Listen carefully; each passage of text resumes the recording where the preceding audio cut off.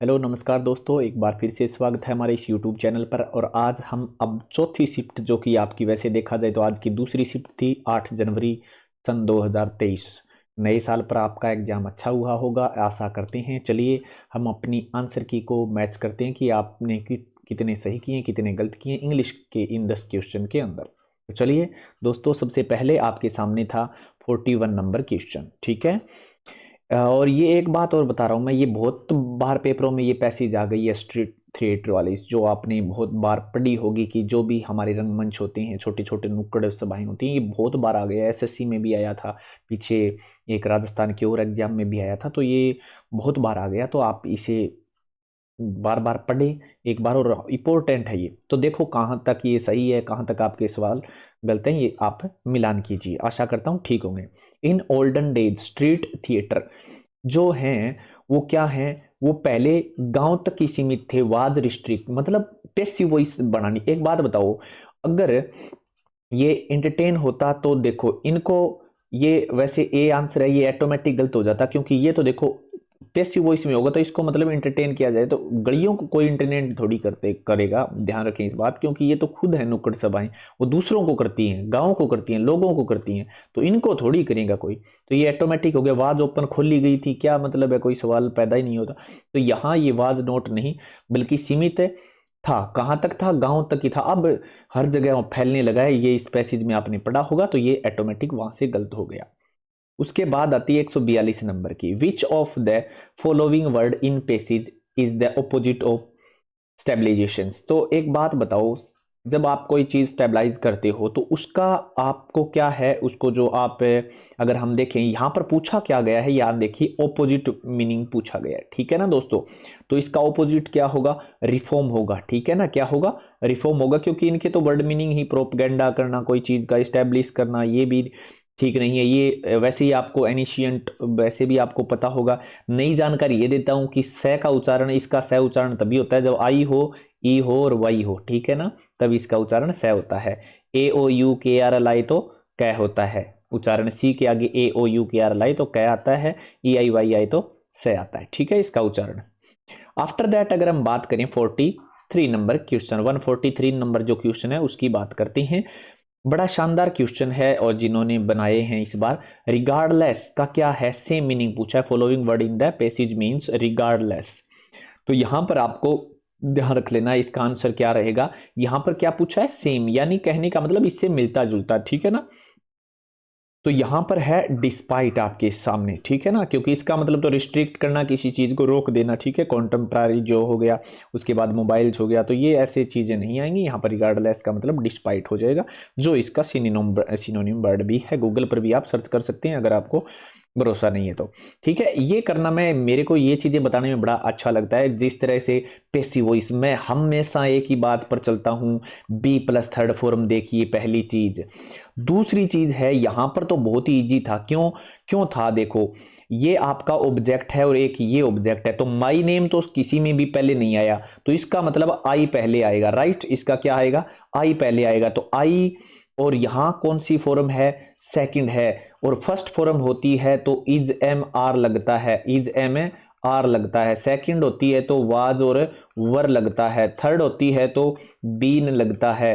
Fourth होती है तो बीइंग लगता है। और फिफ्थ होती है तो कौन सा, ये दोबारा से ऐसी है, ये वाली इज एम आर लगता है। तो यहां पर सेकंड फॉर्म है, यहां पर क्या है दोस्तों, सेकंड फॉर्म है। सेकंड फॉर्म है तो वाजवर लगता है।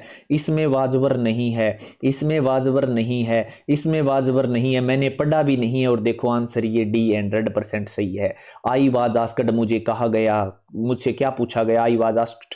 ये आस्क्ड नहीं, ट है, इसको ट साउंड करेंगे, कब करेंगे, पै कै से और च की ध्वनि आए, ईडी लगे तो हमेशा ट की ध्वनि बोलनी होती है। जैसे कि रीस्ट, ठीक है ना दोस्तों, कैस्ट, इस तरह से ये डे नहीं होते, हम बोल देते हैं, ऐसा होता नहीं है। आप इजी से समझ सकते हो, पै कैस एच की ध्वनि से ईडी लगे तो टे बनता है।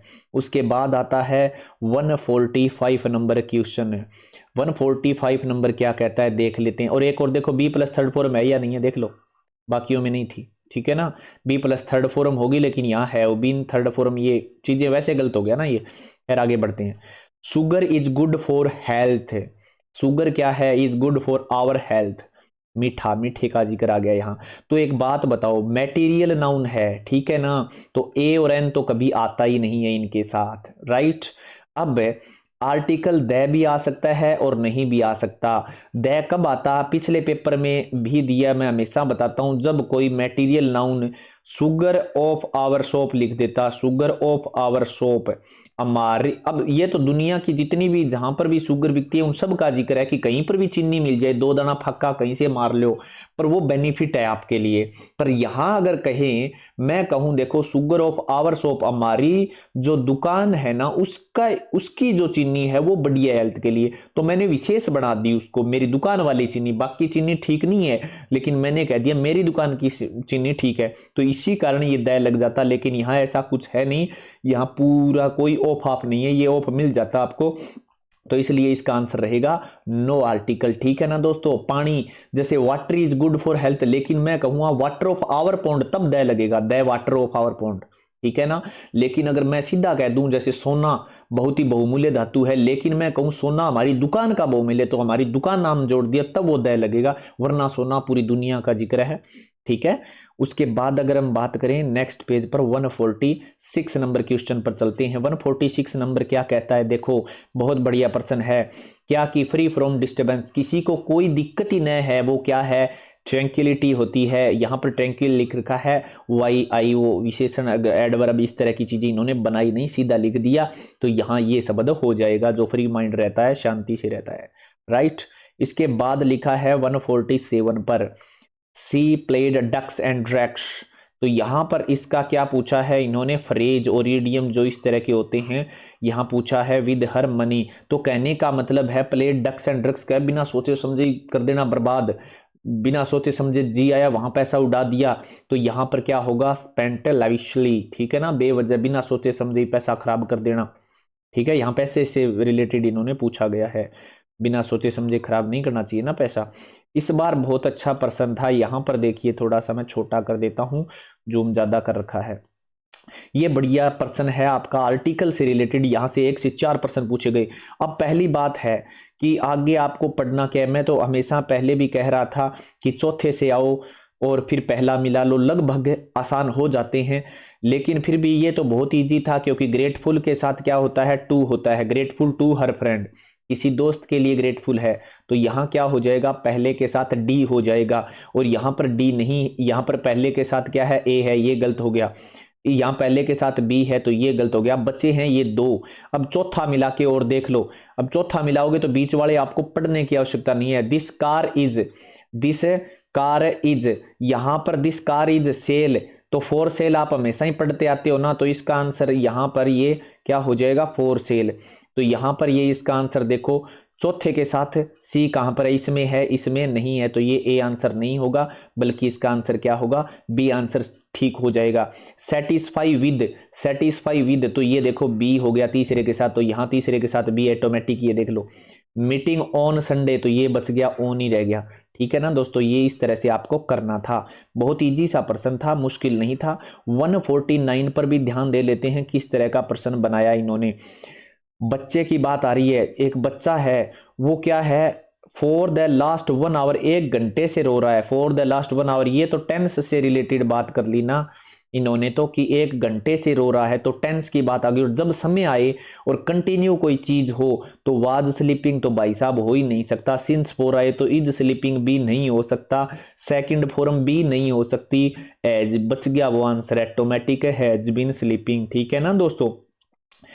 क्लियर हो गई मेरी बात। एक बात और बता दूं मैं आपको, जाते जाते, आपके पास समय है तो जरूर देखना मेरी ये वीडियो, क्योंकि यहाँ पर बच्चे के साथ आपको तो पता ही है ये बीन क्यों लगा, मैं बात बता रहा हूँ, मैं ये बात बता रहा हूँ, आपने तो पढ़ते आए बी ये बीन लगा देते हैं, एज बीन है, बीन लगता है, लेकिन मैं बात बता देता हूँ, एज होता है ना वो हमेशा कहता है मेरे साथ थर्ड फॉर्म आनी चाहिए, लेकिन एक बात और होगी है, ये चौथी फॉर्म कहती है कि मेरे साथ भी हमेशा कंटिन्यू आना चाहिए, तो कंटिन्यू के परिवार का बी आ जाता है, क्या आ जाता है, ये हैज रूस जाएगा, क्यों रूस जाएगा, बोले मेरी थर्ड फॉर्म लेके दो, तो ये बी कहता है मैं कंटिन्यू होगा तो मैं भी आऊंगा, तो कंटिन्यू खुद आगे बैठ गया ये बी, तो फिर ये नाराज हो गया, तो बोले ले तुम्हारे लिए ईएन लगा देते हैं, ये थर्ड फॉर्म बन गई, अब ये चौथी फॉर्म भी इसके बाद में आ जाएगी, इस कारण बना था, मैं इसकी बनावटी इसकी संरचना बताइए आपको, ठीक है।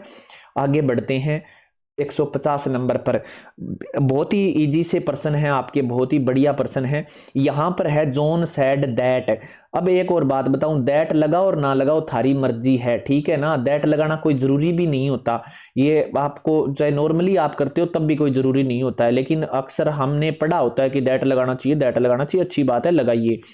तो भाई देखो, पहली चीज तो जॉन है सैड, जॉन ने कहा, क्या कहा, आई। आई कौन है, ये वाक्य कौन कह रहा है, जॉन ही कह रहा है, तो यानी ही आ जाएगा, आई की जगह क्या हो जाएगा, ही। तो यहां आई है, ये गलत हो गया, यहां पर ही है और यहां पर भी ही है, लेकिन देखो इनमें सेकंड फॉर्म पड़ी है और इसमें भी सेकंड फॉर्म पड़ी है, तो बच गया आंसर कौन सा, ए, क्योंकि सेकंड फॉर्म की सेकंड फॉर्म नहीं रहेगी, वो हैड बीन में चली जाएगी, और यहां पर देखो हैड, ठीक है, यहां पर क्या है, हैड लगा रखा है, तो यहां पर हैड ध्यान रखें।